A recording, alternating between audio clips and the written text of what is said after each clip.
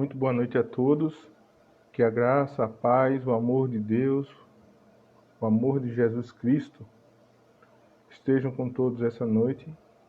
Eu espero que esse estudo ele seja regido, coordenado pelos bons espíritos com a permissão de Deus. A gente vem fazendo o estudo do livro dos Espíritos todas as quartas e quintas-feiras, né? Graças a Deus estamos até o momento sem nenhum problema nesse tipo de live e vamos seguindo confiantes no que temos de fazer na nossa tarefa, né? A semana passada a gente parou na questão 27, né, do livro dos Espíritos. Caso alguma pessoa que esteja chegando agora em nossa live não saiba do que se trata, não entenda do que se trata o livro dos Espíritos, o livro dos Espíritos é o primeiro livro escrito por Allan Kardec. É o primeiro livro do conjunto de obras chamado de codificação.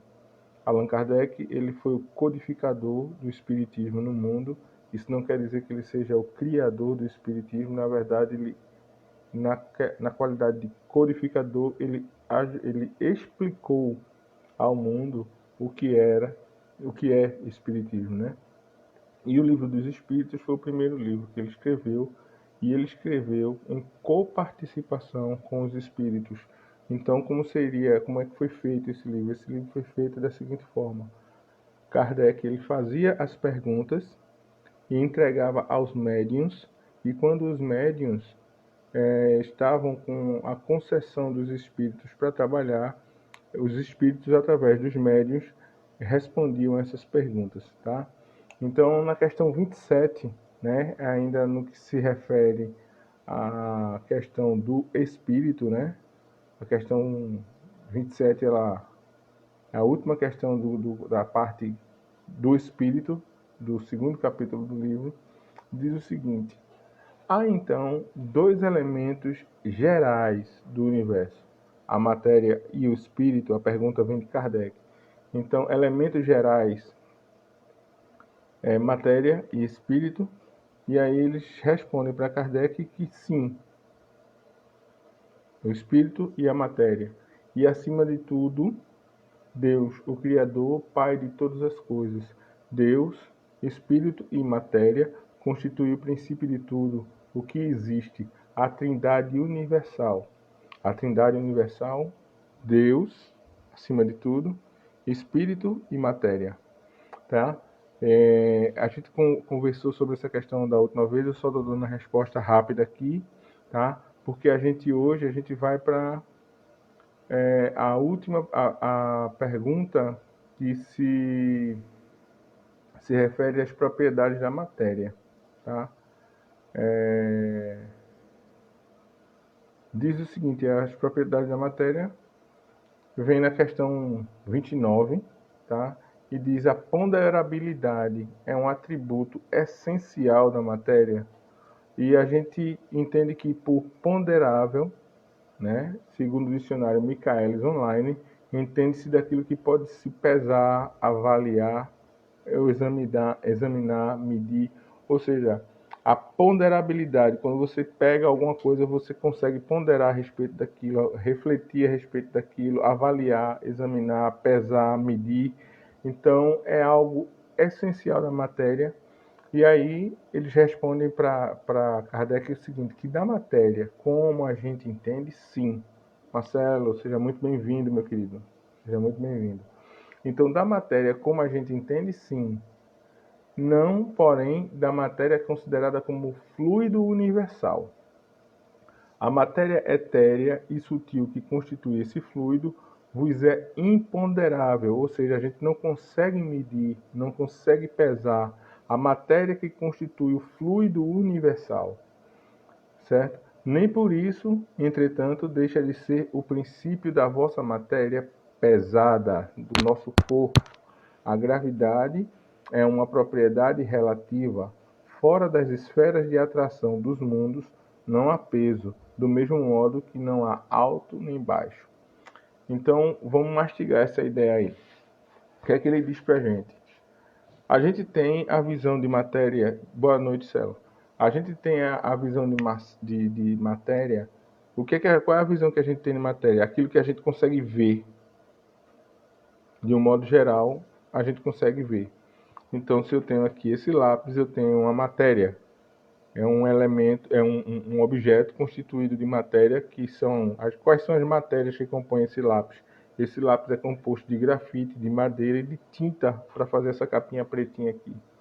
Então isso é um objeto composto de matérias.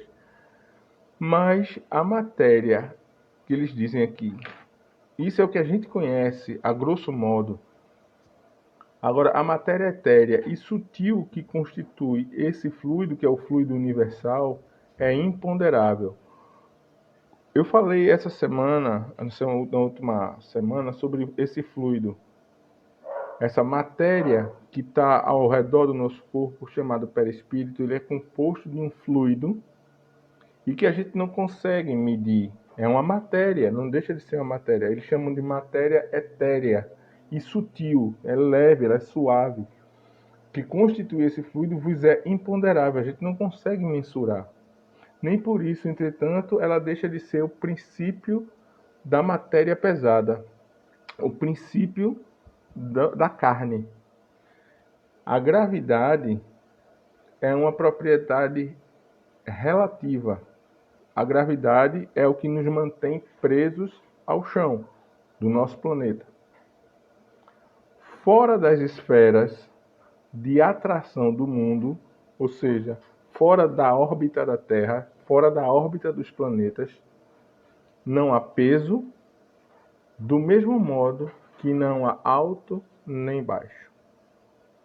Quando a gente sai dessa órbita dos planetas, então não tem peso, a gente fica flutuando, tudo flutua, e não tem distinção de alto e baixo. O espaço ele tem dimensões completamente diferentes, pelo que eles explicam aqui para a gente. Então a questão 30, a matéria é formada de um só ou de muitos elementos? É uma questão interessante, né? A matéria, no caso, uma das matérias que compõe o lápis, o grafite, por exemplo, ele é composto de muitos ou de um só elemento? E aí a resposta dos espíritos são o seguinte, que de um só elemento primitivo. Os corpos que considerais simples não são verdadeiros elementos, são transformações da matéria primitiva. O que é que isso quer dizer para a gente? É que existe uma matéria no universo inteiro que é o elemento primitivo. Dele se derivam todas as matérias. E todas as matérias que, por mais simples que pareçam ser, elas derivam dessa matéria primitiva, desse elemento primitivo. Então, tudo que temos, que vemos, que pegamos, que sentimos em relação à matéria, vem de uma matéria primitiva. Essa é a explicação que nos é passada. Existe uma matéria que de tudo ela é responsável. Todas as outras matérias são derivadas dela, são manipuladas a partir dela. Então, eles perguntam de onde se originam as diversas propriedades da matéria, de onde vêm essas matérias. E eu acabei de responder isso aqui. São modificações que as moléculas elementares sofrem por efeito de sua união em certas circunstâncias. Ou seja, quando foi retirado da matéria, do elemento primitivo, da matéria primitiva, as outras matérias, essas moléculas elementares, as moléculas principais, elas sofreram modificações para poder se tornarem outras matérias por conta do objetivo que elas teriam que ser usadas. Então, assim, existe a matéria principal, o elemento principal, e dele derivam todas as outras matérias, em que quando esse elemento principal teve essas matérias retiradas de dentro para modificação, as moléculas sofreram alterações para se tornar isso ou aquilo. E essas alterações faz com que as outras matérias existam. A pergunta número 32 diz: de acordo com o que vi de dizer, os sabores, os odores, as cores, os sons, as qualidades venenosas ou salutares dos corpos não passam de modificações de uma única substância primitiva? O que é que a pergunta de Kardec aqui? Kardec compreende da mesma forma que passei para vocês. De acordo com o que a gente entende, tudo que se refere a sabor, cheiro, cor, som, são derivações de uma modificação de uma única substância. E eles dizem o seguinte, que sem dúvida, e que só existem devido à disposição, e aí prestem atenção, dos órgãos destinados a percebê-la. Ou seja, nós temos vários órgãos perceptores. O que é que a gente entende por órgão perceptor? A audição, os ouvidos, no caso, os olhos, o nariz, a boca, a pele, né? São órgãos de percepção, onde a gente percebe cheiro, compreende as cores, os sons, né? A pele como tato, se é áspero, se é quente, se é frio, se é liso. A gente tem tudo através do tato, nesse caso. E aí, essas modificações, né? Essas modificações, elas funcionam da seguinte forma: de acordo com o nosso sistema perceptivo, de acordo com as percepções de cada pessoa, de acordo com os órgãos destinados a perceber isso. E Kardec faz um comentário dizendo: a demonstração deste princípio se encontra no fato de que nem todos percebemos as qualidades dos corpos do mesmo modo. E isso é de uma certa forma interessante. Clemerson, seja muito bem-vindo, boa noite. E isso existe uma forma interessante da gente verificar isso.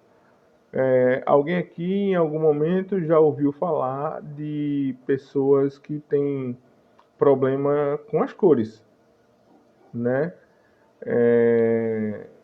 São as pessoas chamadas daltônicas. Elas enxergam cores que outras pessoas não enxergam da mesma forma. Por exemplo, o que eu vejo como azul, uma pessoa daltônica pode ver como cinza, pode ver como verde, enfim. Eu não sei exatamente, nunca estudei exatamente a fundo, mas existe um problema em percepção de cores com os daltônicos. Então, nem todos percebem as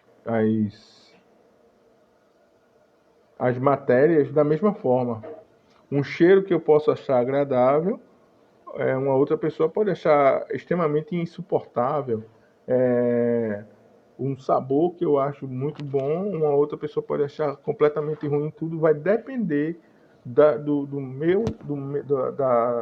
como os meus órgãos reagem às matérias. E Kardec comenta aqui: a demonstração deste princípio se encontra no fato de que nem todos percebemos as qualidades dos corpos do mesmo modo. Enquanto que uma coisa agrada ao gosto de um, para o outro é detestável.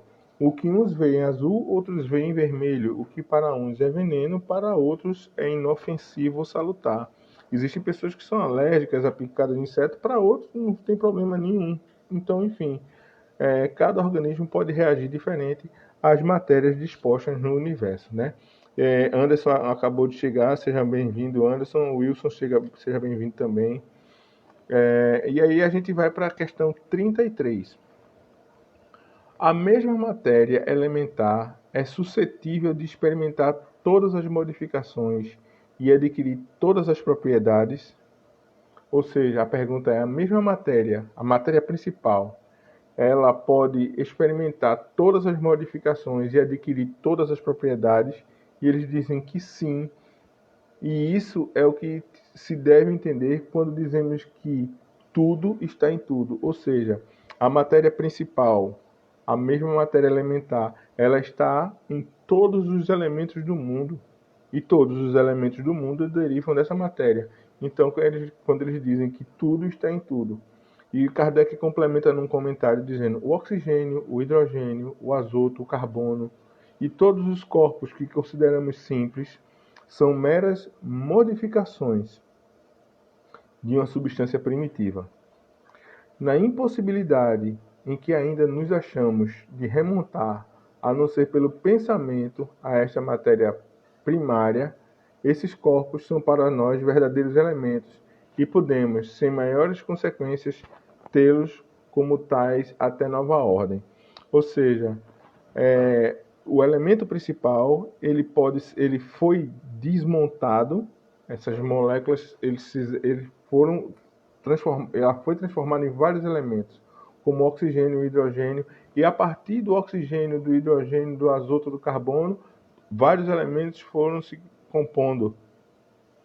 Por exemplo, para a gente ter água, a gente tem que ter oxigênio e hidrogênio, que vem já da matéria primitiva.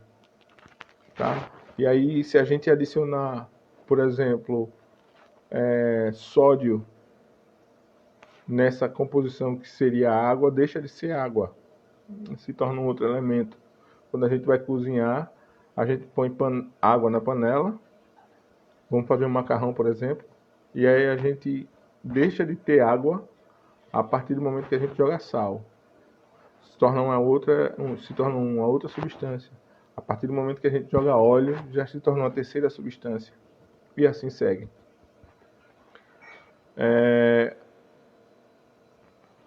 A pergunta 33A diz: não parece que esta teoria dá razão aos que não admitem na matéria senão duas propriedades essenciais, a força e o movimento, entendendo que todas as demais propriedades não passam de efeitos secundários, que variam conforme a intensidade da força e a direção do movimento.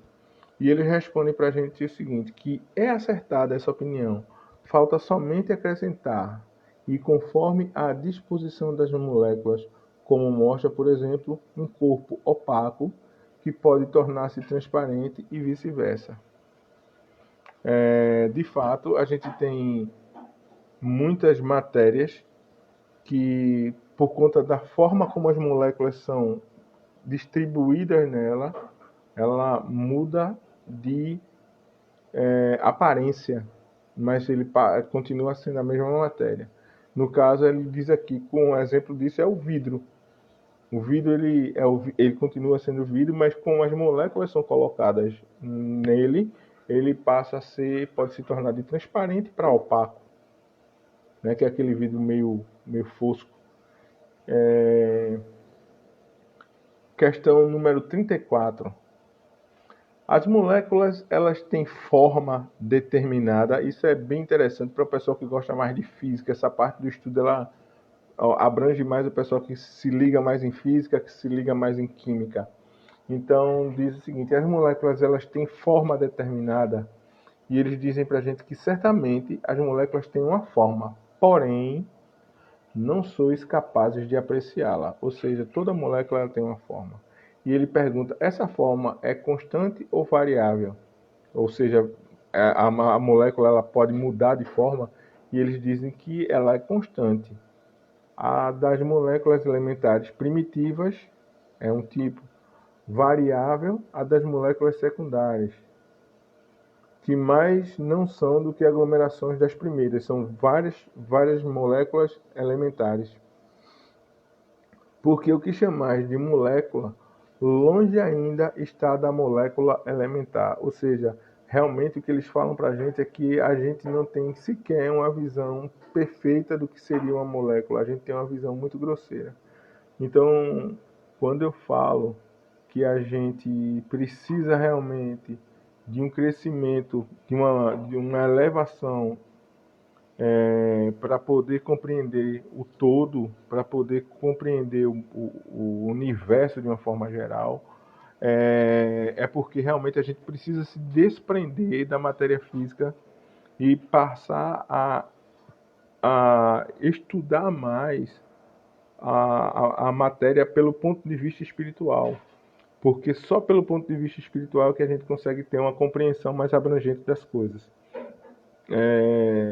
Quando a gente se desligar desse corpo, quando a gente tiver realmente contato com o mundo de um modo, com o mundo realmente, o verdadeiro mundo que nos cerca, que é um mundo fora dessa esfera aqui, a gente vai começar a ter uma noção do que realmente é o elemento. E para que isso aconteça, é necessário não só que a gente se desligue do corpo físico, mas que a gente se desligue dos costumes que regem, que a gente tem preso aqui nesse mundo. Quando eu digo esses costumes, Edinaldo Amâncio, seja muito bem-vindo, muito boa noite.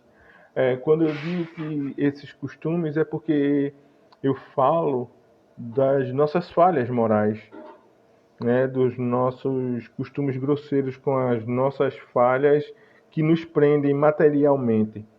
A gente tem muito problema em relação ao nosso crescimento, à nossa evolução espiritual, quando a gente quando a gente se prende a isso. E eu digo que a gente se prende a isso de uma forma interessante que a gente vê todo dia. A gente vê todo dia aos irmãos trocarem farpas. A gente basta abrir o Facebook. Quando a gente abre o Facebook, a gente vê um monte de gente com opiniões trocadas, opiniões diferentes, opiniões enganadas, formadas por terceiras pessoas. A gente vê pessoas que precisam o tempo todo parar de andar pela cabeça de outras pessoas e começarem a raciocinar mais. E aí, quando eu digo raciocinar mais, eu não digo só no que se refere à questão política, eu digo no que se refere à questão social, no que se refere à questão financeira, no que se refere à questão moral, no que se refere a tudo. Na questão espiritual também, nas questões religiosas, as pessoas se perdem, têm informações distorcidas, se perdem em contextos que não são deles, porque não desenvolveram contextos, absorveram contextos de terceiro, tomam esse contexto para si mesmo e ofendem algumas pessoas por conta disso, recebem informações errôneas, confiam em pessoas que propositadamente levam essas opiniões com o intuito de formar seguidores e impedem as pessoas de raciocinarem por conta própria. E quando eu falo isso, eu falo porque a gente para ver isso aí. Vai só você com meia hora de Facebook, você vê quantas opiniões distorcidas sobre o mesmo assunto a gente tem, né? E aí a gente vê pessoas presas em suas falhas por conta disso. A gente vai ver pessoas que, para chegarem a compreender um terço do que a gente fala aqui nesses estudos, vão demorar muito, porque não aceitam mudanças de crescimento, não aceitam mudanças em que elas raciocinem por sua conta própria, têm medo de dar um passo adiante, né? O Espiritismo ele vem realmente como um elemento de esclarecimento para a humanidade. Ele não vem como um elemento de afastar as pessoas de Deus. Ele vem como um elemento que vai fazer as pessoas compreenderem, na essência, o que é que elas precisam fazer, sendo elas crentes em Deus ou não. As pessoas confundem evolução espiritual com fé, né? A evolução espiritual ela está no seu crescimento moral. Você não precisa acreditar em Deus. Você precisa ter fé naquilo que você acha que é o melhor. E fé é confiança. Fé é confiança. a máxima história de que a gente precisa aprender a fazer com o próximo aquilo que a gente gostaria que fizessem conosco, isso é o mínimo. Então, não é uma questão de crença religiosa, é uma questão de princípios morais. A evolução é uma questão de princípios morais. Quando a gente passa a trabalhar os nossos princípios de forma a refiná-los, a gente tem crescimento moral. E quando a gente tem crescimento moral, a gente tem crescimento espiritual. Tá bom? A gente vai para a questão número 35, chamada, que entra na parte de espaço universal. E aí a gente tem uma compreensão um pouco mais fácil disso aí, tá? O espaço universal é infinito ou ilimitado? Segundo a pergunta de Kardec é essa. O espaço universal é infinito ou ilimitado? E a resposta dos espíritos é bem tranquila, que é infinito. Tá? Infinito. Supõe-se no ilimitado que haverá para lá de seus... O que haverá para lá de seus limites? E isto te confunde a razão. Bem eu sei. No entanto, a razão te diz que não pode ser de outro modo. O mesmo se dá com o infinito em todas as coisas. Não é na pequenina esfera em que vos achais que podereis compreendê-lo. Ou seja, para a gente ter uma noção do que o espaço universal é, se ele é infinito ou ilimitado, não vai ser aqui nesse planeta que a gente vai descobrir isso. Porque, em primeiro lugar, muita gente confunde a questão do infinito. Infinito é algo que começou e não tem fim. E a gente não sabe onde é que o universo começa. E a gente não sabe quando ele vai terminar. Segundo os estudos, o universo está em expansão. Segundo o que os espíritos dizem, Deus não parou de trabalhar, então ele está criando e o universo se expandindo o tempo inteiro. O que nos leva a crer que ele não tem fim. Mas tudo que tem fim precisa ter um princípio. Ou seja, a minha caminhada, ela começa, como diria Chico Science, no primeiro passo. Ela pode terminar daqui a 10 passos, mas sempre tem o primeiro. Só que isso faria da caminhada algo infinito se eu não parasse. Mas ela começou. E quando foi que o universo começou? Isso nós não sabemos. Então, ele diz que supõe-se no ilimitado que o que haverá para lá de seus limites? O que é que vai ter além dali, mais adiante do que ali? Mas a gente coloca esse ali como um limite já. E o que é que vem depois? A gente só consegue trabalhar com limites na cabeça. Eu fico imaginando, tentando ver o universo de um modo completo, de um todo, e eu não consigo porque eu consigo só medir através de estrelas. Quantas estrelas eu consigo enxergar, né? Quantas estrelas eu consigo enxergar? Então até ali eu consigo enxergar, mas se eu chegar ali na frente vai ter muito mais. Então a gente não sabe o tamanho, não consegue medir. Então a gente vai para a questão número 35, tá? Questão 35. Aliás, perdão, questão 36. E aí existe um comentário de Kardec dizendo o seguinte: supondo-se um limite ao espaço, por mais distante que a imaginação o coloque, a razão diz que, além desse limite, alguma coisa há. E assim, gradativamente, até ao infinito. Porquanto, embora alguma dessa coisa fosse o vazio absoluto, ainda seria espaço. Ou seja, existe a mesma, ele colocou exatamente a questão que eu coloquei aqui, de que a gente trabalha com limites. A gente vai até ali, o que a nossa vista consegue enxergar. E depois disso, quando a gente chega lá, tem mais alguma coisa adiante. E mesmo se essa coisa adiante fosse o vazio absoluto, ainda seria espaço. Se daqui eu chegasse até a última estrela, onde a minha vista não consegue enxergar, e olhasse para lá e não tivesse nada, fosse o vazio absoluto, ainda assim seria espaço. Então, o espaço universal, ele é infinito. Nossa forma de raciocínio, ele é infinito. Né? Ok?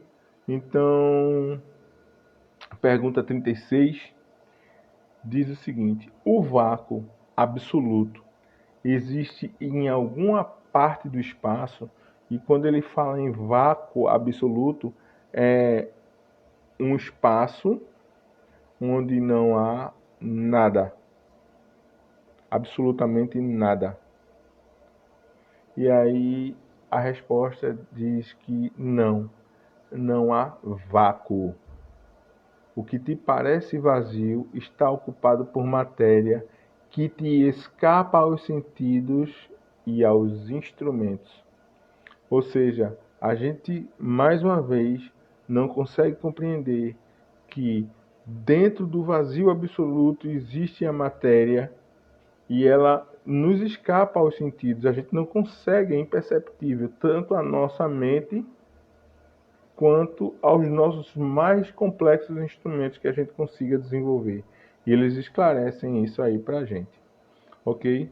Então, gente, a gente vai ficando por aqui, porque a partir de amanhã a gente entra no capítulo 3º, que é um capítulo muito bom, que é o capítulo da criação, tá? E nesse capítulo a gente vai falar sobre a formação dos mundos, formação dos seres vivos, povoamento da terra, Adão, diversidade das raças humanas, pluralidade dos mundos, considerações e concordâncias bíblicas concernentes à criação. Olha, é um capítulo muito interessante e que para muita gente vai ser complexo, vai dar nó na cabeça, mas eu convido a todos para a gente conversar sobre isso aí amanhã no Livro dos Espíritos. E tem perguntas muito interessantes, respostas maravilhosas, e deixo aqui o meu agradecimento a todas as pessoas que assistiram a essa live de hoje. A gente se encontra amanhã, né? Começando com o capítulo 3º, pergunta número 37, tá? Então, desejo a todos que Jesus esteja na presença, vocês estejam, todos estejam na presença de Jesus, que Jesus ilumine as nossas noites, a nossa noite, que Jesus ilumine as nossas vidas, que a gente durma em paz e que os nossos anjos de luz, os nossos anjos de guarda guiem os nossos sonos, que haja harmonia no lar de todos, tá bom? Paz e luz para todos. Muito boa noite, muito obrigado.